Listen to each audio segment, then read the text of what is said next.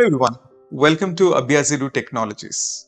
In this video, we are going to talk about the key strategies for verbal IPMAT section. So without further ado, let us see and learn some significant tips for verbal section. Here we are. Well, in this video, I will be recommending some great books to enhance your reading skills and also to enhance your grammar. Let's go. The first thing is, all that you need to do is do this: regular reading. Reading plays a significant role in any examination and especially the verbal part. What should you do? As a student, develop a consistent reading habit. What happens when you develop a regular reading habit? It enhances your comprehension skill. Now, what are these comprehension skills? Ability to read, understand, and analyze. You may have always noticed, whenever we talk about any competitive examinations, we talk about IPMAT or any entrance examination for that matter, what all a student should have when it comes to English language is great reading skills. How does reading skill help you? It helps you to understand a written concept, analyze it, and then answer the questions given below. Usually the questions are something inferred, something that is to be understood from the given written article. So my very first tip is to develop a reading habit, regular reading habit. What happens when you do a regular habit? Or what should you do to develop those reading habits? I've listed out some of them. What should a student be doing?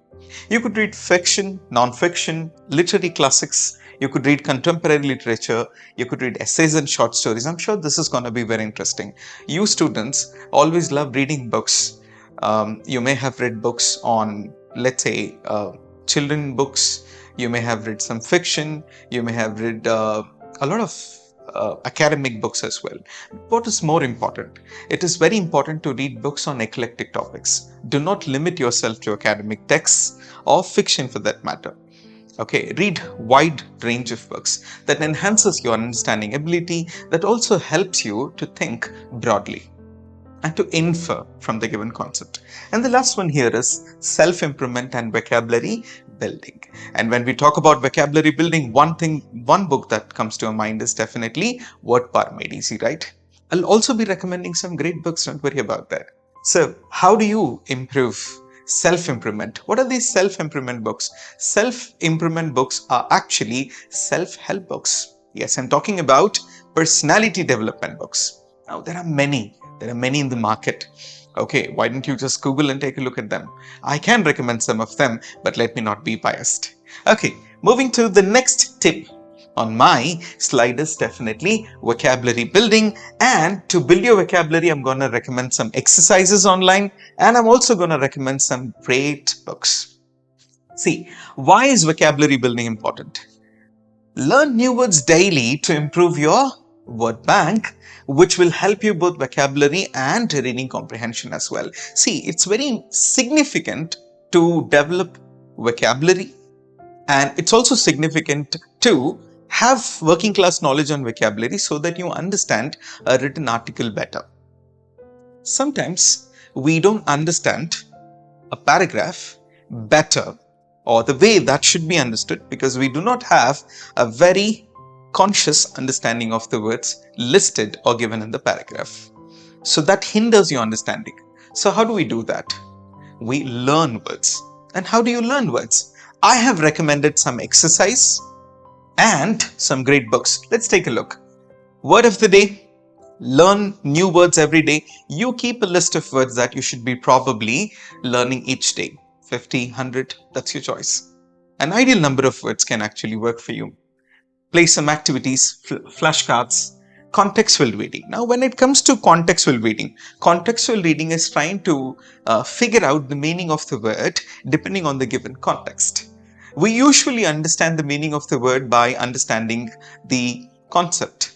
When you read a fiction, I'm sure not many of you have a dictionary next to you, but still we understand the meaning of the paragraph. And how is that possible? It is very much possible because we understand the scene. We understand this could be. What do? We beat around the bush. You encounter a new word, less familiar word, you read before the words or after the words to understand what could the word mean in the given context. That is contextual reading. And talking about theme list, make a list.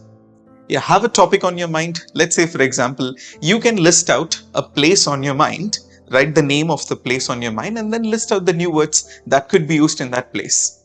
You can also list out the words in your repository and then add new words by having some books next to you. Crossword puzzles. That's a great exercise. That's a great exercise. In fact, all these exercises are available online as well. All you need to do is Google and keep yourself consciously learning one by one. And recommending some great books for vocabulary. And here is the list.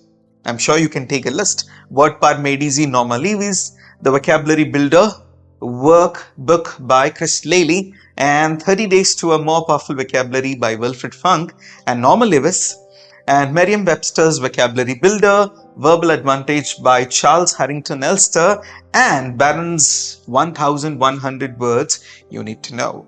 These books are actually a treasure trove.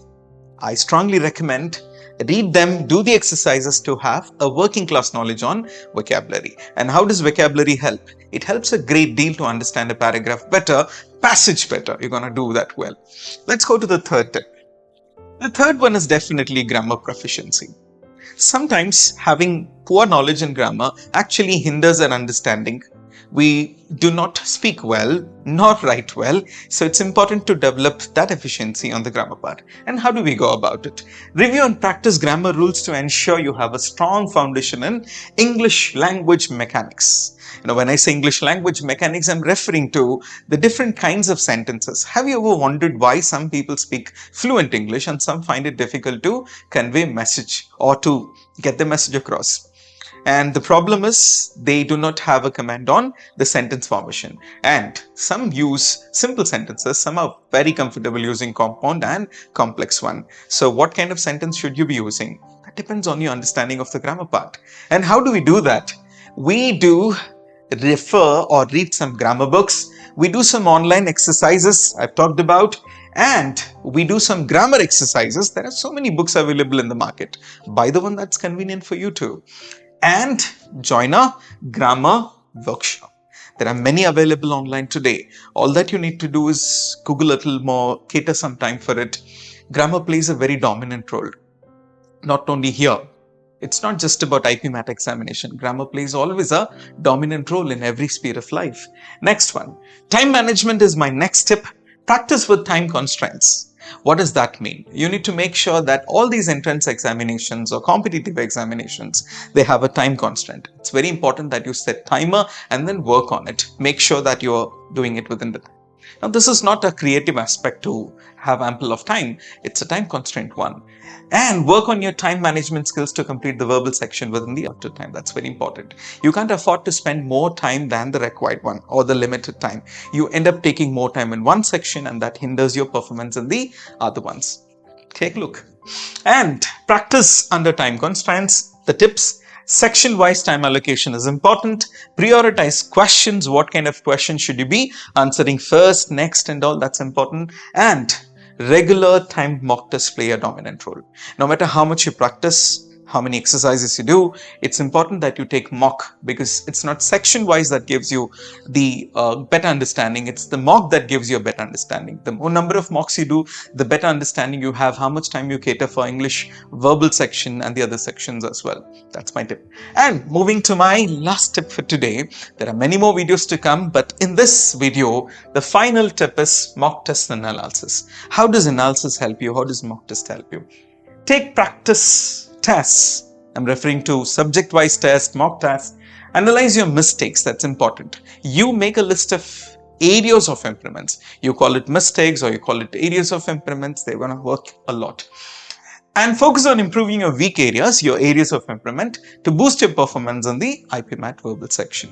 You need to work on those areas where you need a little more improvement. When it comes to English language, now, each student or each aspirant has areas of improvements. It's very important to list them out and then keep working on them so that you become a better version of yourself.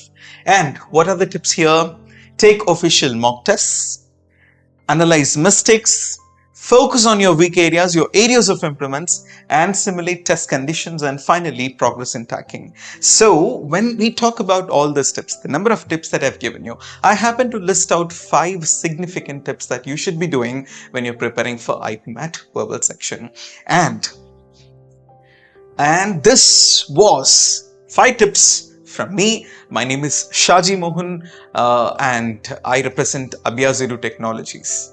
Thank you very much for this short video. We'll join you later. Thank you.